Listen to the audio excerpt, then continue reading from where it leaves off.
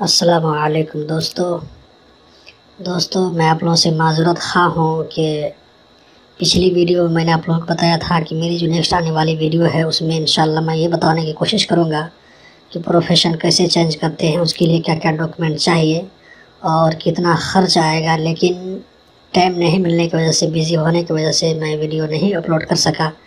अभी वो तैयारी के मरहले में है, लेकिन इसी बीच में एक बहुत ही बड़ी गुड न्यूज़ और अपडेट आई है कतर गवर्नमेंट की तरफ से, जो मैं मुनासिब समझता हूँ कि आप लोगों के साथ में शेयर कर दूँ। इसलिए कि हमारे साथ बहुत सारे ऐसे लोग भी जुड़े हुए हैं, बहुत सारे लेबर डिपार्टमेंट के लोग जुड़े हुए हैं जिनको ये सब बात नहीं मालूम हो पाती है।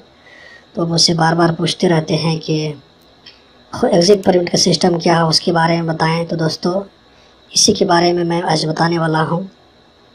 दोस्तों उससे पहले मैं आप लोगों से रिक्वेस्ट करता हूं कि आप लोग इस चैनल को सब्सक्राइब कर लें ताकि आइंदा आने वाली वीडियो आपको आसानी से मिल सके, जो प्रोफेशन चेंज होने वाली वीडियो है। और उसके बाद 2-3 अपडेट और ही बहुत ज़बरदस्त अपडेट आने वाली है इंशाल्लाह, जो मैं आप लोगों के साथ में शेयर करूँगा।